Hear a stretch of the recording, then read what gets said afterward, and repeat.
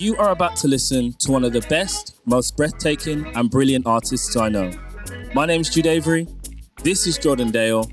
Welcome to the Jam Room.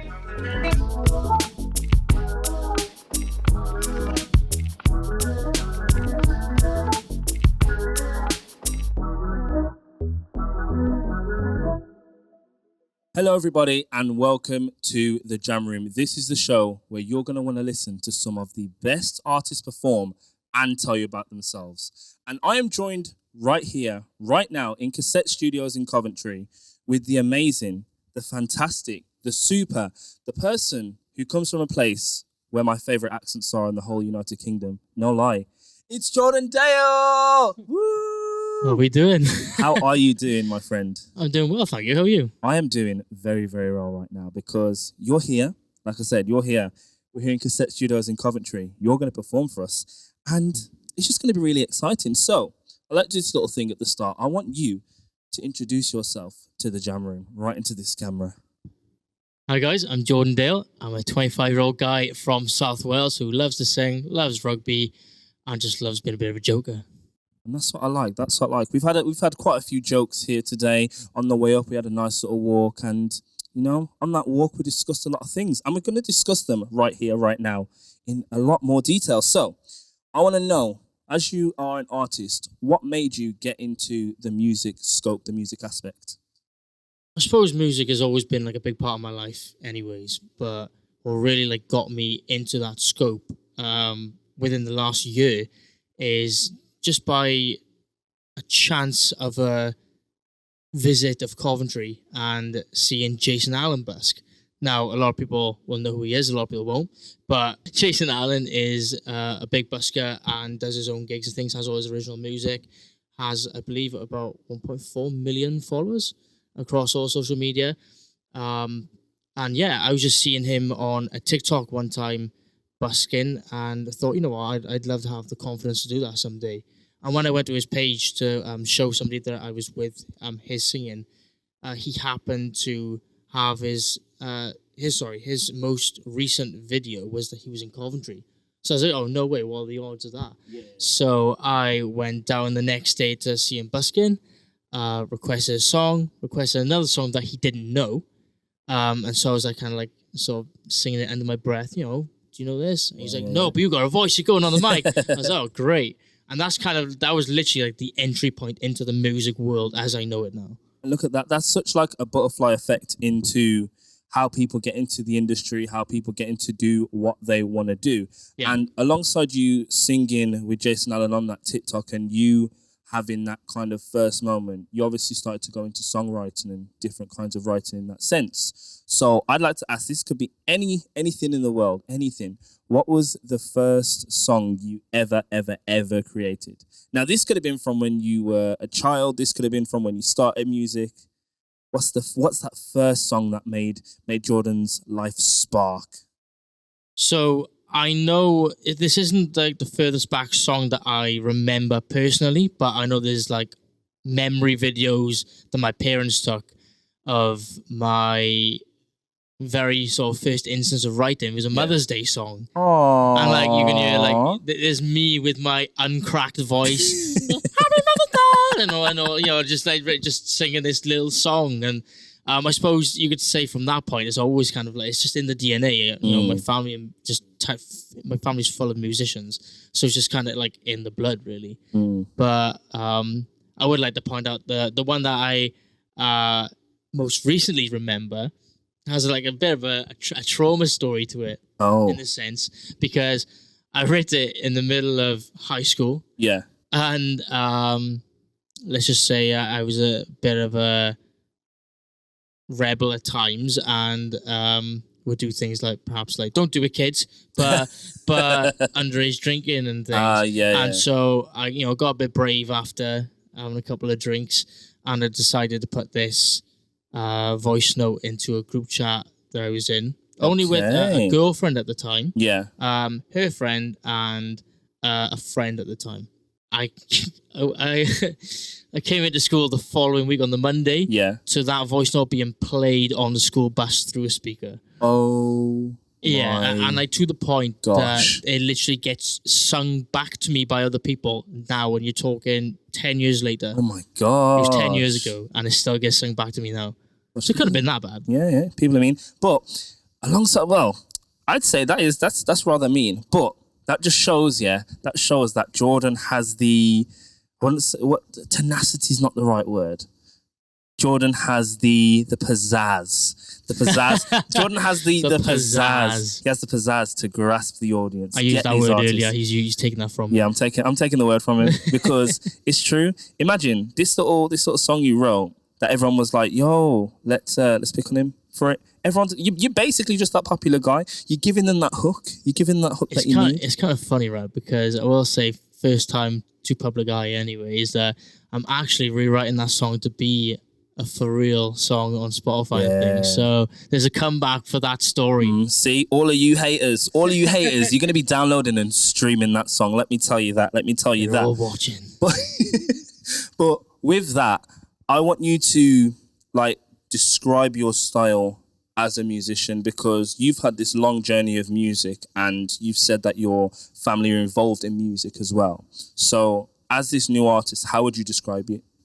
It's a hard one because I don't think, when you listen to my music, I don't think you instantly go, "Oh, that sounds like Ed Sheeran's music," or that sounds like this music. Because you got your own style. Yeah, I feel like my voice is it's not a replica voice. So people are like, "He's the next Justin Bieber, he's the next this," But obviously you'll always have sort of hints of he sounds like he could be along in the genre scheme. Yeah, you could sound like you are in the same bracket as I would say people have said to me, people like Nick Jonas. That's a name that comes across. But in terms of my own music, fairly mainstream. I'd say it's kind of it's playing with the borders of what mainstream is. Yeah. But yeah, in that sense, it's really all about just having those anthemic tunes that have a catchy hook and are able to get people in their emotions at the same time. That exactly. And the best part about it is you're about to hear one of those catchy, amazing super hooks right here, right now. So if you've been listening to me on the radio over the past few months and when I was on Connect Radio, you would have known I blasted this song every single Saturday. And I'm very excited to hear this because obviously I've only heard this on the radio. I'm about to hear it live right here, right now. And so are you. So do you want to introduce your first song? With 72 plays on Connect Radio to be exact, this was my debut single, Sweet Memories. Hope you enjoy. Looking up to the clouds,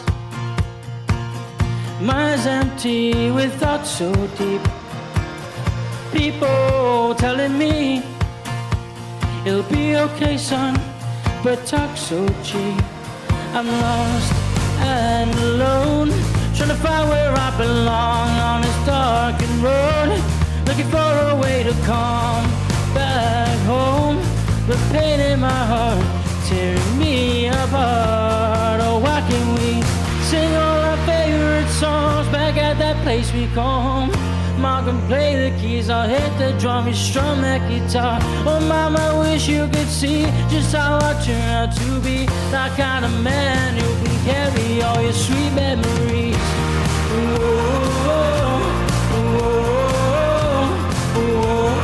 Carry all your sweet memories.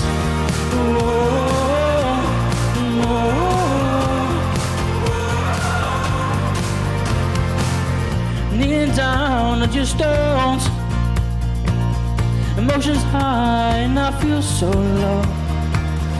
Put my hand on my chest, heart is numb and the words don't speak. I'm lost and alone, trying to find where I belong on this darkened road, looking for a way to come back home. The pain in my heart tearing me apart. Oh, why can we sing all our favorite songs back at that place we call home? Mom can play the keys, I'll hit the drum, you strum that guitar. Oh mama, I wish you could see just how I turn out to be that kind of man who can carry all your sweet memories.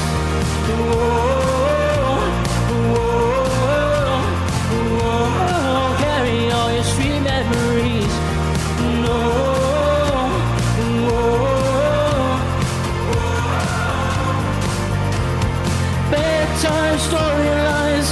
dog, keep me up at night. You're not here to hold my hand. Please, God, help me understand. Shout your name in the quiet room. Won't let that forget about you. You'll be everywhere I am. Sing all our favorite songs back at that place we call home.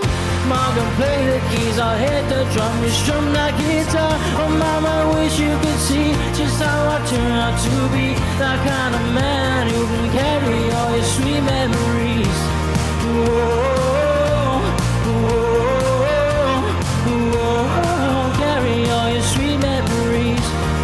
Whoa, whoa, whoa, carry all your sweet memories.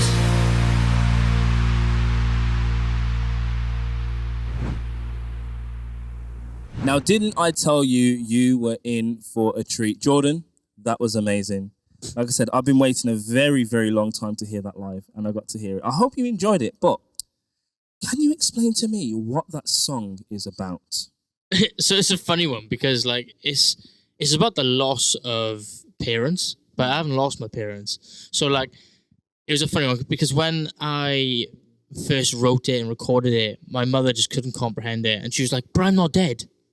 And I'm like, Mom, it's literally to talk about the fact, it's for other people to be able to relate to, and the backstory behind it is that for some reason I was getting like these really strange nightmares, like day after day. It was non-stop.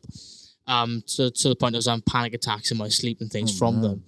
And it was just rinse and repeat the same nightmare of losing my parents. And so yeah, it kind of like gave me that sort of like concept and the idea to work out ways to get that out of my head. And the way to do that was to write it down. Get it on paper, because something clearly subconsciously is making me worry about it. Yeah. And I know that in the past I've worried about when you see your parents age a little, you see them get up from the sofa that little slower, they can't run as quick as they did, and this kind of stuff. And it really, it's all just like this age anxiety, I guess, sort of piled on me. But yeah, it kind of came from that, and then writing around those insecurities, if you want to call them that. But I thought, I haven't lost my parents, but other people have. Yeah. And there's people who've actually gone through that grief and that feeling, and maybe this song could be a difference for them, that they really can resonate with the song, and maybe it can help them through a time like that. Yeah, and I really like that about you, because as a musician, you're not just thinking, like you said, you're not just thinking about yourself, you're thinking about other people. And that's a very, very special thing. That's a very special thing that you have, because there's a lot of people out there who will just do it for themselves. But absolutely. You do it for the people, which is what I really like, because that's what storytellers do as well. It's what we do. It's what you do, man. It's what you do. And with that, when you actually do write, do you feel that there is a space you need to be in, whether that is outside, indoors, or in a mood-wise? I think, yeah, again, it would depend on the kind of song that I'm writing. But for the debut single, Sweet Memories, obviously I was having to live that every single day. So I don't think the space mattered as much, because it was like, I was in the house, in bed, waking up from this, hyperventilating, sweating, and all this kind of stuff. So for me, it was really being in that home space of where my parents are, was where I needed to be able to write that.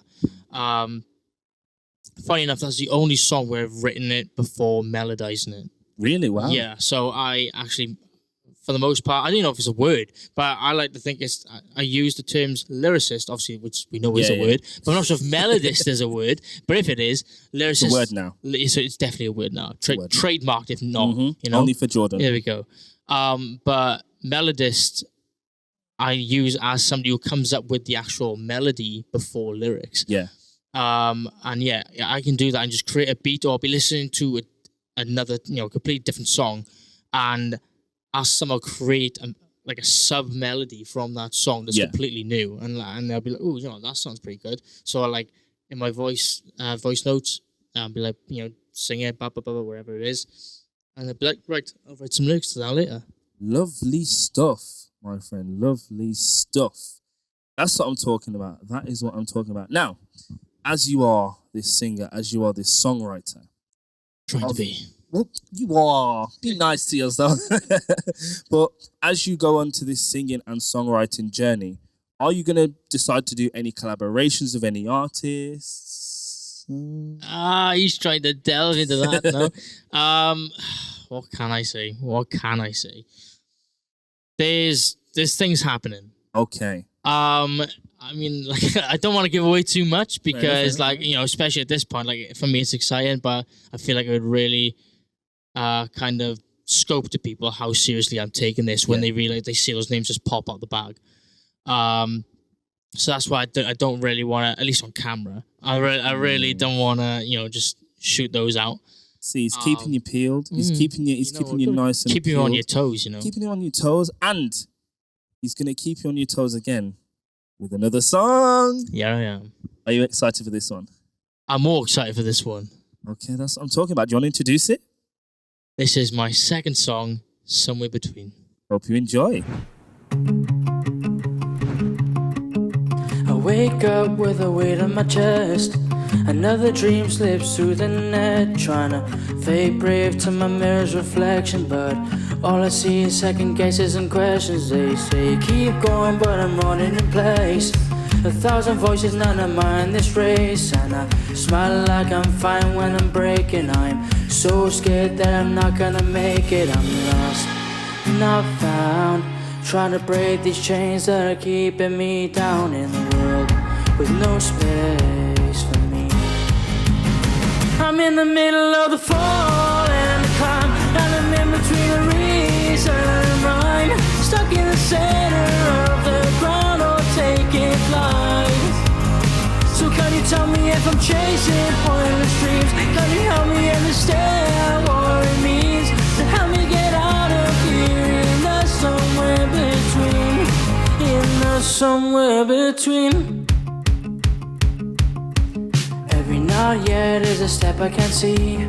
Road's never clear when it's meant to be free. And I'm scared but I'm stronger than then. I'm closer than I've ever been. Not lost, not found, trying to break these chains that are keeping me down in a world with no space for me. I'm in the middle of the fall and the climb, and I'm in between the reason and rhyme, stuck in the center of the ground or taking flight. So can you tell me if I'm chasing pointless dreams? Can you help me understand what it means to help me get out of here in the somewhere between, somewhere between.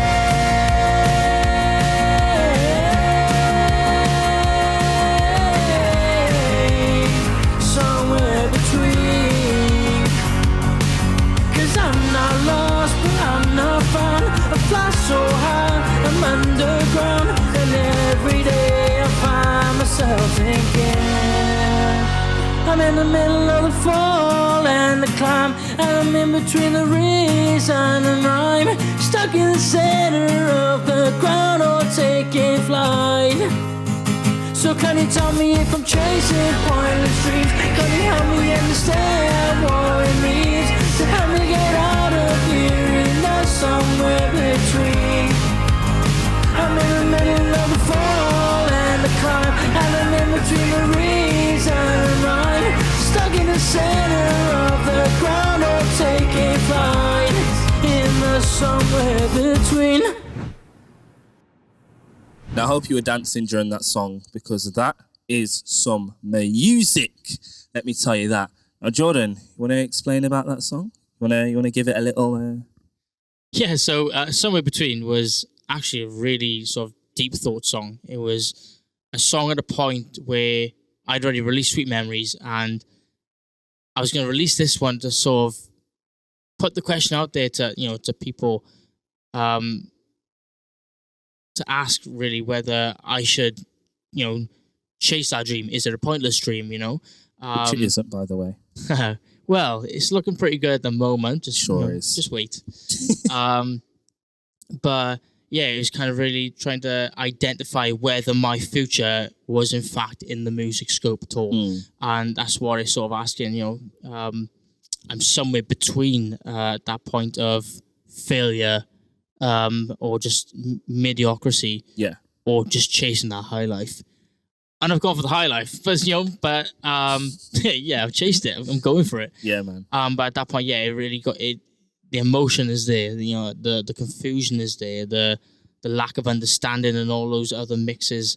To really give you that song and to really sort of show you what's going through my mind. I really like hearing these stories from so many different artists because I just love the different ways that they describe their music, the different ways how they describe their journeys, the different ways how they feel about their music in general. And the one thing I've noticed, which has been really interesting, is just to see, it's like a kind of imposter syndrome kind of thing, I'd say, because this guy's talented, but he's still wondering, but it's nice to hear that from an artist, to be really real and be really, about that. I would say, yeah, I can be pretty hard myself. And that imposter syndrome thing, I've said quite a few times to, all sorts of people that I talk to, that when I've done the opening shows in the past for Jason, which kind of like really shot off having a bit of a fan base as well. I've been asked for an autograph or a photo, like really doesn't. I don't feel like I should be in that place. Genuinely, people think, "Oh, you're just saying that," but I'm like, genuinely, I'm there, and people are going up to me, going, "Oh, can you have a photo?" And I'm like, "What? It's like why?" A moment, isn't it? It's so strange. Yeah. Like the most recent one that I done, like somebody had gone to like the VIP to see Jason, and then they get let into the main room, and I was there for line check. And all I heard all of a sudden was, "It's Jordan Dale!" And I'm like, and I've turned around and been like, "What? Wait?" I'm like, "Oh my God!" But it's one of those things. It's like, yeah, how is that me? Alongside that, how did you manage to get the opportunity with Jason? Because that's a big thing to be performing, man. It's a really weird one. It's like the most people I'd ever performed in front of before that would have been like 10 people at an open mic in my local pub. So to go from that to then going to Coventry, by chance bumped into Jason, then shaking in my boots when he invites me to basically sing on his mic, telling me that enters me into this like little competition he's doing for the local people, even though I'm not really local. No one has to know. No one does know. No one I didn't knows. say that. I'm from Coventry. Yeah, totally. Can't you tell? But yeah, to then be invited to like busk essentially. I did How to Save a Life by The Fray, which is one of my favorite songs to sing now. But that version wasn't the greatest because I was like this. But yeah, it's crazy. It went from that to then being put into this like little competition, passing it, getting through it. I say pass it, I don't really like that term, but qualified. I'm so unhinged. I do apologize. It's like, the goofy moments. Aren't we all? But yeah, it kind of got to the point where Jason selected me as one of his openers for like the showcase thing that he was doing in the Coventry HMV Empire, and yeah, 350 people sold out. Wowza! Yeah, so to go Wowza!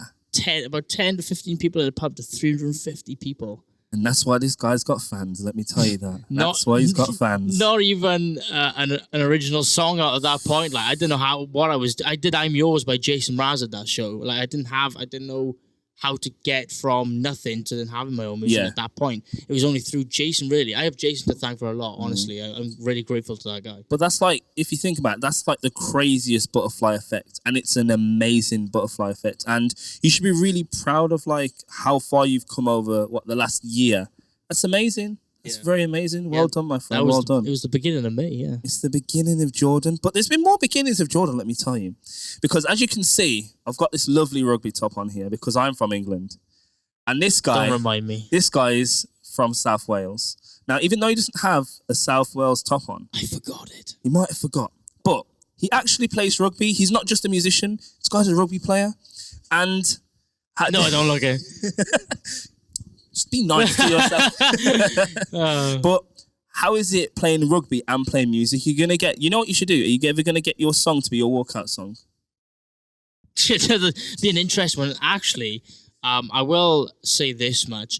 I have got a music manager. Mm-hmm. So an artist manager, I should call him. Yeah. Good old Ray. Shout out to Ray Roderick. Whoop, whoop. And this guy has been in the works in the background trying to reach out to the WRU, the Welsh Rugby Union, about me performing at the stadium. So again, no promises now, and obviously being such a a smaller framed artist at the moment, but you never know, man. I could end up performing in front of about 70,000 people. That would be sick. Never say never. Always say, please welcome to the stage, Jordan Dale. How about that? You like that? Yeah. But yeah. Yeah. But yeah, man, it's very fascinating to think about like the whole scope of the rugby background, and actually going ahead from that song that I mentioned earlier, where people were like singing it back to me. Yeah. Like growing up with rugby lads, it's not forgiving. It's really not. Like you go back to the club. I remember going back to the club after a game one time, and lo and behold, they got a big speaker, like one of these like big subwoofer speaker things. Yeah. And they've gone and grabbed it from the car, brought it into the rugby club, and started blasting that voice note. And I'm just like, I mean, the away team is there just watching this as well, and I'm like, oh my word, how like? And this must have been, I want to say I was in my last year of youth. So I would have been about 17, 18. So you're talking like 2018, 2019 season. This guy's had fans from days. I like it. I love it. And with you playing rugby and you being from South Wales, is there a difference of like South Welsh music to English music, or do you feel like it kind of intertwines into one? It depends, I think. Like when you go about like mainstream sort of music, the billboards, the charts and things. Yeah, it's pretty.